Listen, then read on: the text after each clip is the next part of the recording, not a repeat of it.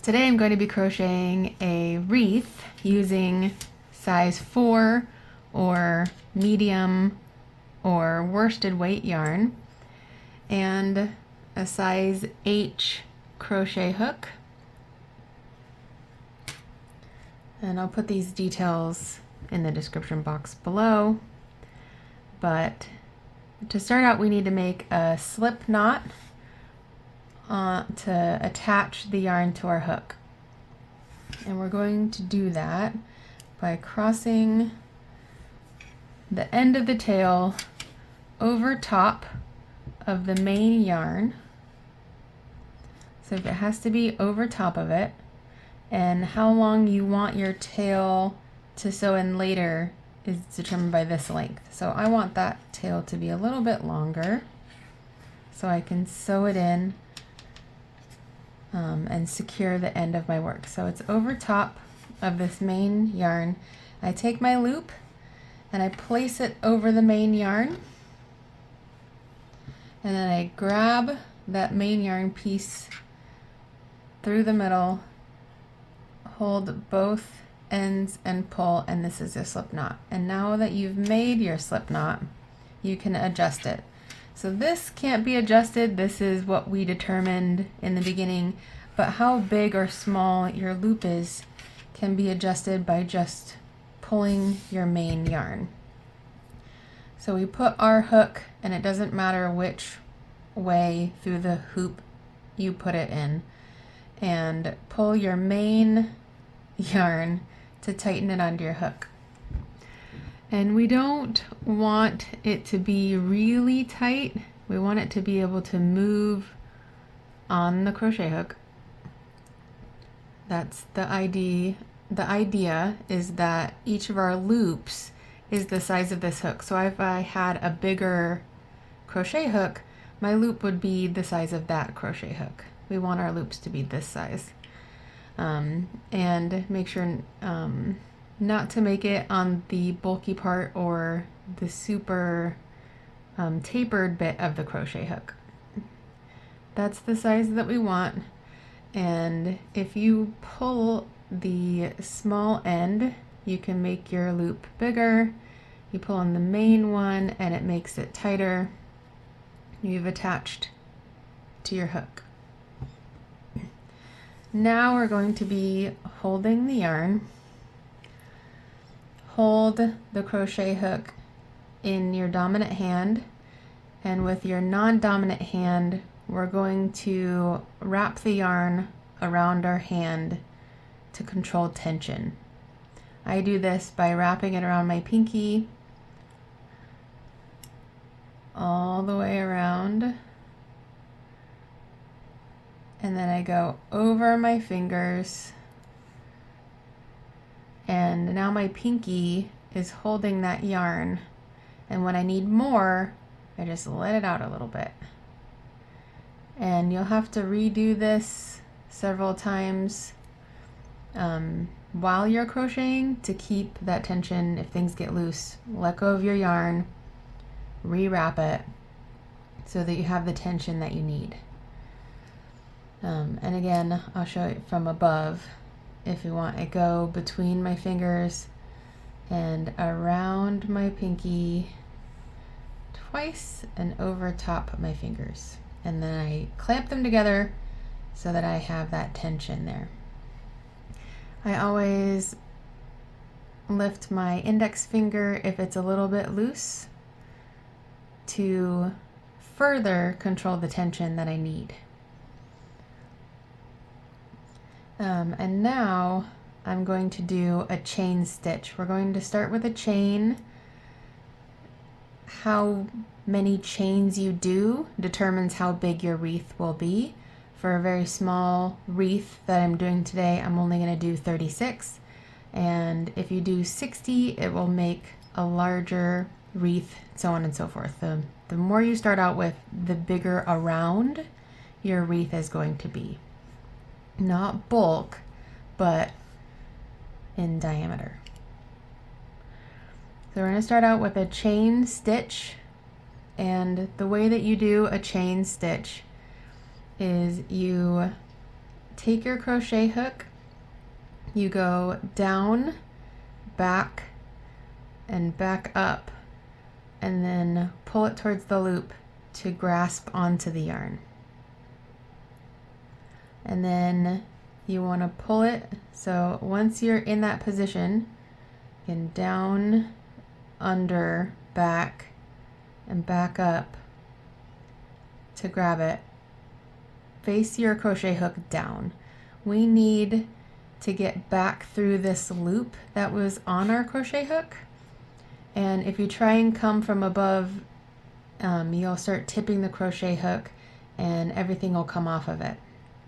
So hook it, face your hook down, and then tilt, and you want to get that crochet hook through your loop, and then you can readjust it. Be careful not to spin anything while you do that. It will affect the look of your piece. So it should be more of a stabbing motion. I hold my crochet hook like a knife.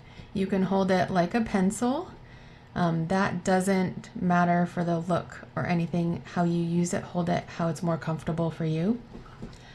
But grab the yarn, pull it through, and then don't twist anything.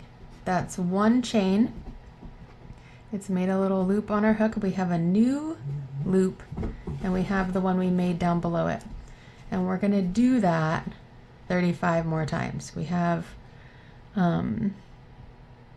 one here, and this is what I mean by not twisting the yarn. We're gonna go back and back up and grab the yarn, pull it through, and then we're not going to do anything with our hook except push it back forward to grab it again.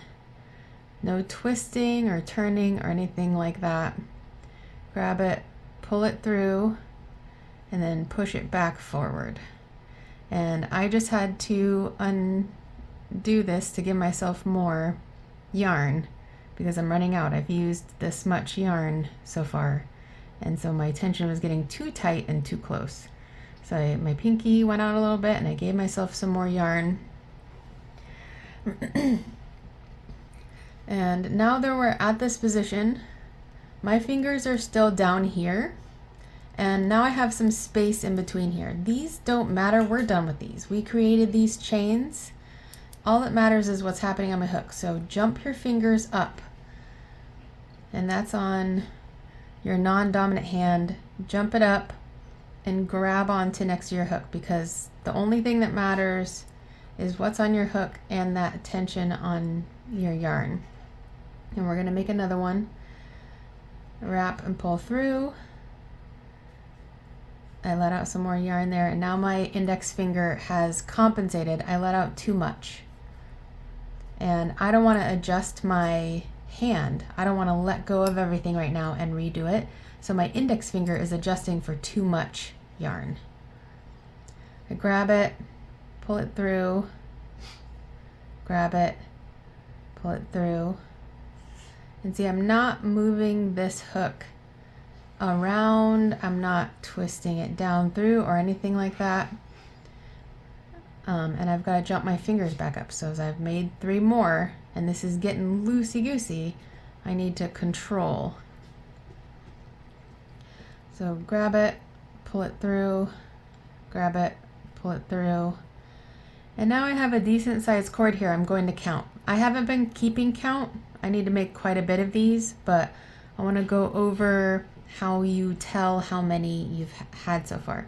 So our knot is here at the end, and then a chain stitch is made up of these 2 sides, and I'll show you the back in a second.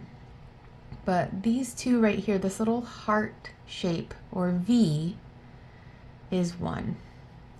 So there's 1, 2, 3, 4, 5, 6,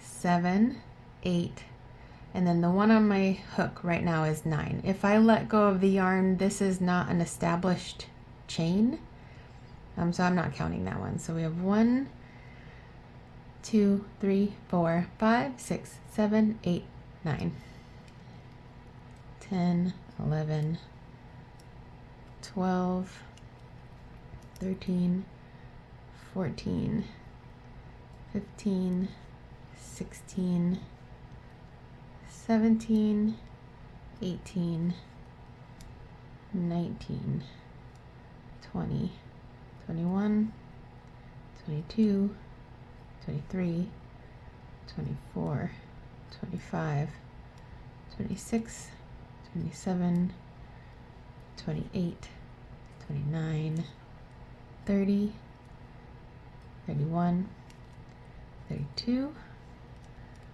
33, 34, 35, 36.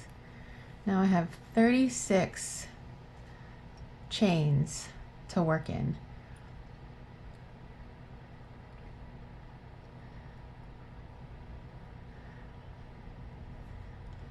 Something else about the yarn on your hook here, you can manipulate how big your hoop is on your yarn. The biggest struggle that beginners have is making their chains or stitches too tight. And I'm going to frog back to this moment here. This is how many we needed. I'm going to do some examples of what I mean. Once you're making chains, how big this loop is matters. So let's say instead of it being the size of the hook, I loosened them a bit and made my chains loose, like big and open. This is what my chain is going to look like in comparison to these. So that's just not enough tension, not keeping everything tight.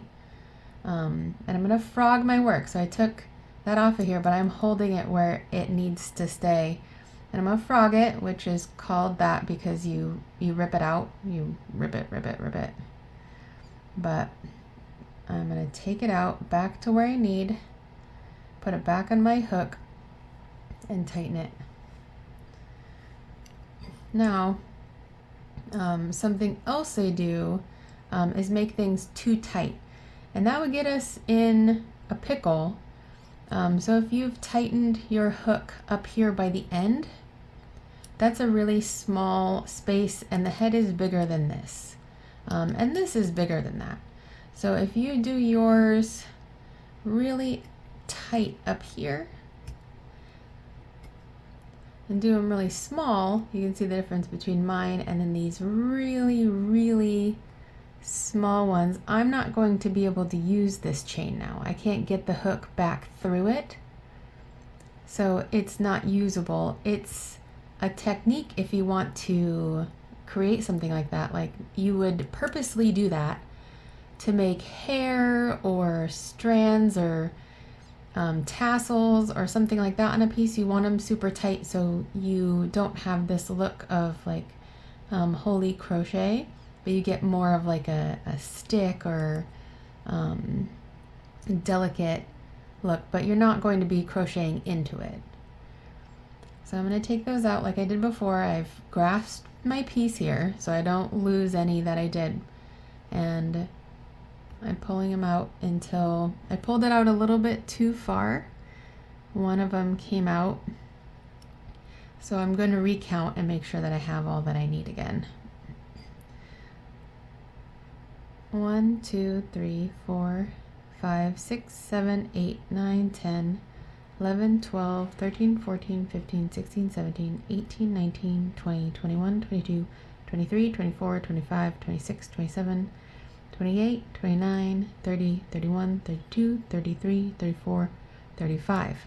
I am missing one. 36. Now that I have my 36, I'm moving on to the second step. And this project is only the two main steps, and then we assemble our wreath. So first step was making our chain. Make it as long as you'd like. It doesn't affect the pattern. Sometimes it does, so be mindful when you're following a pattern that you can't always just make things longer to make things bigger or wider. But in this case, it doesn't matter.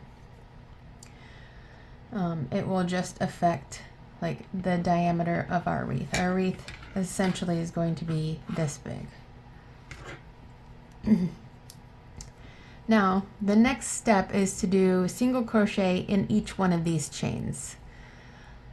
Like a chain, and again, a chain is just we wrap the yarn around our hook and pull it through. A single crochet is we use the chains that we made, and each one is made up of those two lines that make the V, not the one on our hook, this one or that one. And most patterns will acknowledge this and say the second chain on your hook, not this one. The second chain on your hook will be this one, and you'll want to go in between those two. And see, I grabbed the back. I'm going to turn this over and show you the back real quick so I can explain what's going on. This is the back of the work, and the front of the work is V's. The back of the work has 3. It's got one on either side and then a bump in the middle, and that bump is kind of like a chain link. It gives it kind of a chain link look. This is the back of the work. So what happened was I want just the top bar on this, and I accidentally grabbed that middle bump, and I don't want to do that. I want the middle bump in the back and the bottom bar to be below. So I'm inserting my hook, and I made them just a little bit too tight, so I'm having some difficulty. The bottom bar and that middle one are below, and the only thing my hook has got is that top bar. So let me try it again. I've got the 2. I'd insert it just above the bottom one. I grab the yarn just like I did for a chain, and I pull it through just that top bar. And so I still have 2. I'm going to grab it again, and I pull it through both. And when you grab it just like a chain and pull it down, and you want to get it through both those loops. If anything you do is too tight, you're going to have a lot of difficulty getting it through those 2 loops. That's a chain. So that's a single crochet, I mean. And so I've made my 2 bars here inside this top loop. So this whole thing is my chain. That's the bar in the back, and this is the bottom, and this is the top. And I've made a single crochet here that's 2 bars, and if I turn it, it's got a V shape just like a chain. I'm going to do that 2 more times in that same space. So just the top bar, I want to insert it, grab it, pull it through, and then grab it, pull it through both. I've got 2 in this space, and you can see the hole is getting bigger. That's fine. It'll be hidden by the twisting nature of the wreath. But see, if I turn it to the side, you can see I've got 2 V's there, and on here in the front I've got 4 stitches, which is hard to see, but I've got 4. Man, if I could get it with my nails. There's 1, 2, 3, 4. And there's 1, 2, 3, 4. That's 2 single crochet. I'm going to do 1 more. So I'm going to go in, grab it, pull it through, grab it, pull it through both, and I've got 3. 1, 2, 3. And now I'm going to go to the next one. So the next chain, and I'm going to do the same thing in each chain. So this is stretched out a bit, and so it's harder to see on the end here, but if you start a bit back and work your way towards it, you can tell what's going on. So this is a chain, this is a chain, and this is a chain. These pieces have been stretched out from that original one. So I want to do just the top bar of the next chain, which is here. And I'm going to do 3. Grab it, pull it through, grab it, pull it through both, put it back through that hole, grab it, pull it through, grab it, pull it through both, put it through, grab it, pull it through, grab it, pull it through both. Now I've started creating a monstrosity here. This is the end. I've got 6, that's 1, 2, 3, 4, 5, 6 that I've made. My piece is starting to twist. We're going to make one spiral here by doing this because I'm adding more stitches that fit into this space, and that's causing it to twist up onto itself.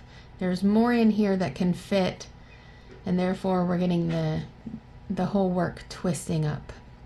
And you'll see it more as we go on. But again, the next one, here's one, and here's one. So we're gonna go right above, and I'm gonna make 3. That's 1,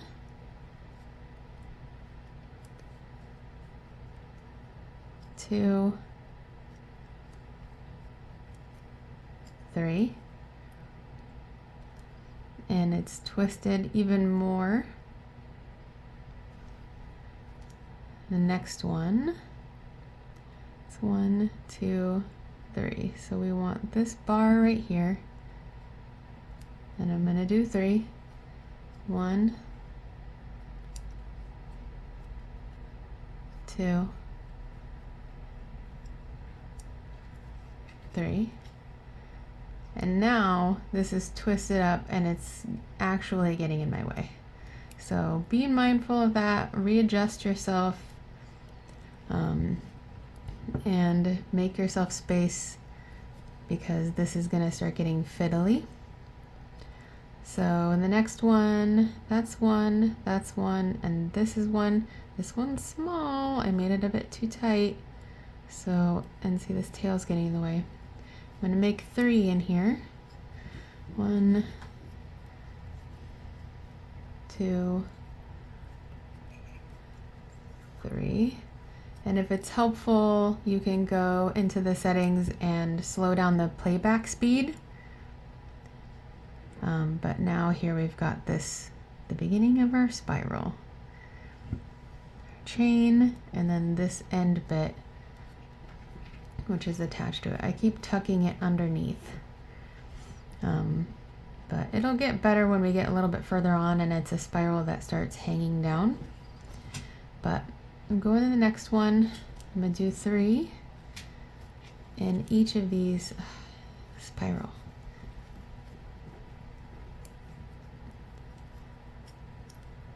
The next one.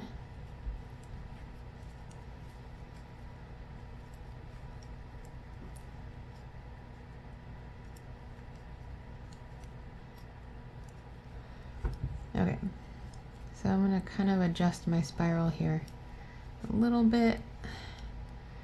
It's getting really twirly.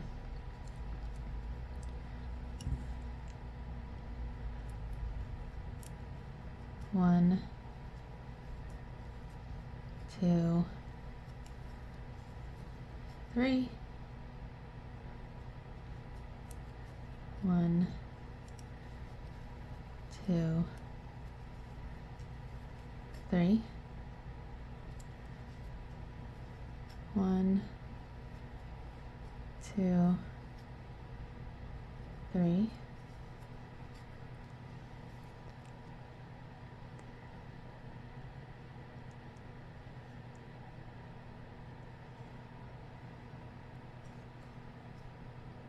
1,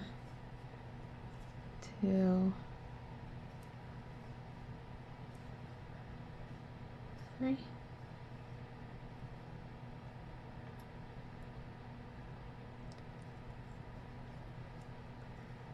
1, 2, 3. Now I've got quite a bit of a spiral here, and it will pull a phone cord on you and see how it's double backed on itself like a U. So you have to, don't worry about that right now. When you get to the end, we can twist it all around and make it a nice, perfect spiral. Let's go 1, 2, 3.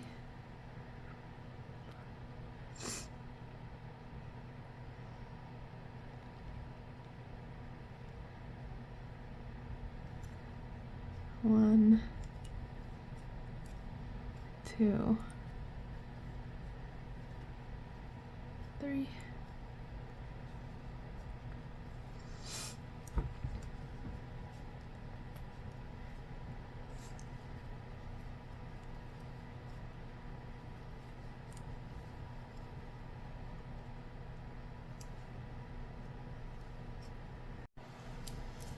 Now that we're getting towards the end, we have a spiral going. I need to fix this end.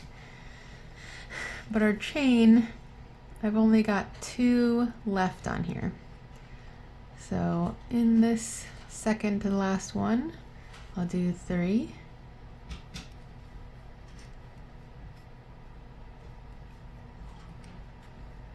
And then in the last one,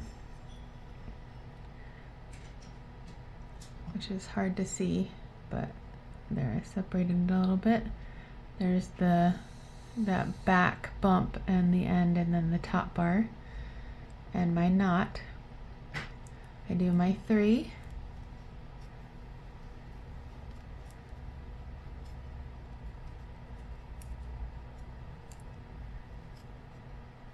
That's the end of our spiral.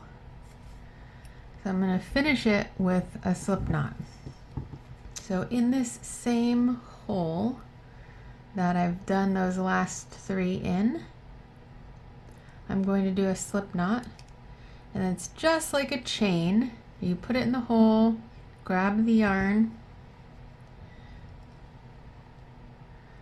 It's just like a chain where you put it in the hole, grab your yarn, pull it through, and then pull it through the hoop on your hook too, and then pull it tight. And now we're going to cut this. We're going to leave quite a bit of length because actually we won't need to, because we made our starting end, which is at the same place. These two are at the same place because we ended where we started at the beginning of our chain. So this end can be used to sew our 2 spirals together. We need to make a second one in a darker color or a lighter color for contrast. You can use this to make a candy cane. If you make it 1 red and 1 white, and then instead of forming a wreath, you form a candy cane like this. You can add pipe cleaners to them to hold that shape, because a wreath will hold itself, but this candy cane shape you'll need like a pipe cleaner or something like that, which you can just wrap this around. And we'll need a contrasting color, or you could do it in the same color and just beef up its structure with a second one if you wanted to, or you don't have a second color. But now that we have this, and we don't need, we'll use this to tie them together, so we don't need this one to be very long, and we're going to snip it off and give ourselves a bit just to have enough to sew it back in here and hide it. And what we do is, we've cut that, is we just pull out the loop, and that's created a slip knot. It's right here, and we're going to pull it tight. And so there's our beginning knot, and there's the one we just made right next to each other.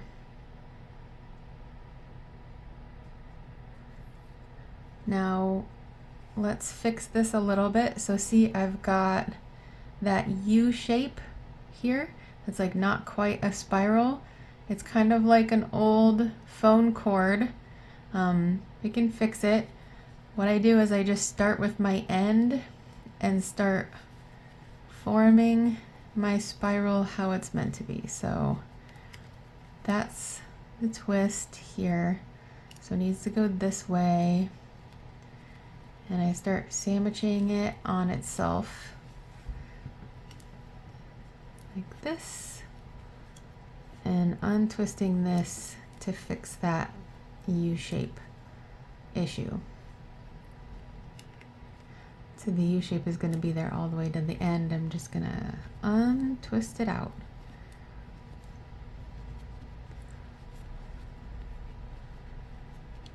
This is also how we put the two of them together, so you can wait until you have your second one because we're going to be untwisting it anyway in order to twist the two of these spirals together.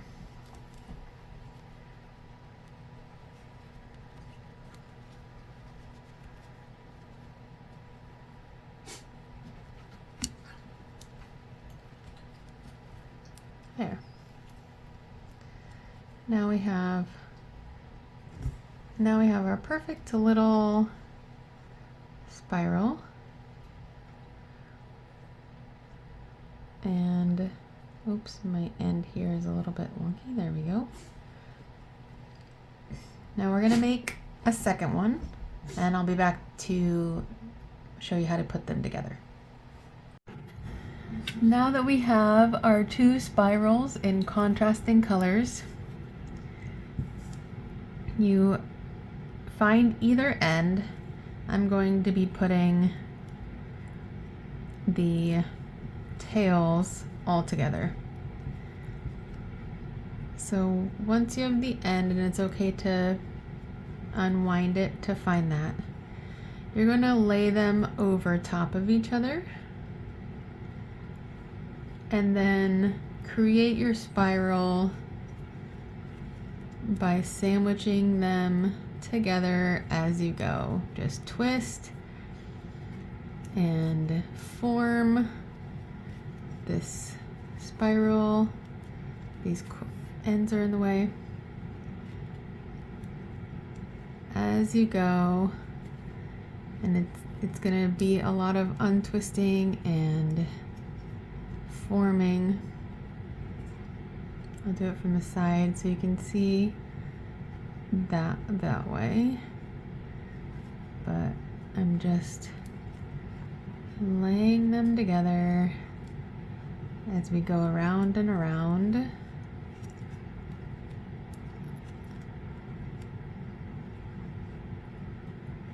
And it's starting to form the spiral together, and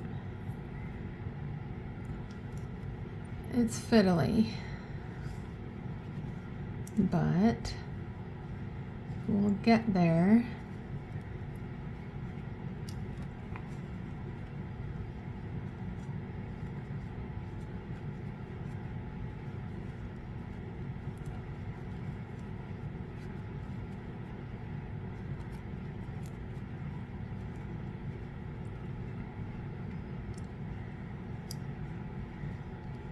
I don't know if you can see what I'm doing still, but these two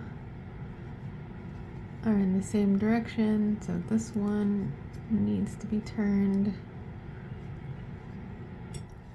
And now this one is twisted, needs to go that way. Almost done.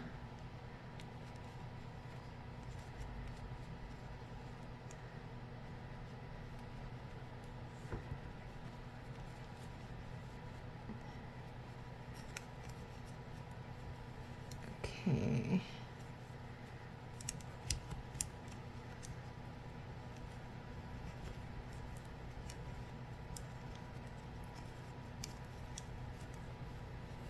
And here is our wreath. Well, this end got, what? There we go. So, and then to create the wreath, we literally just sew those ends together using all these cords. I've got a little bit too much green on this end and not enough green on that end, so I think I'll fiddle with this some more, and I'll do that by pulling this green forward more and then twisting the whole thing to get some of that light green down at this other end. It is just a spiral together.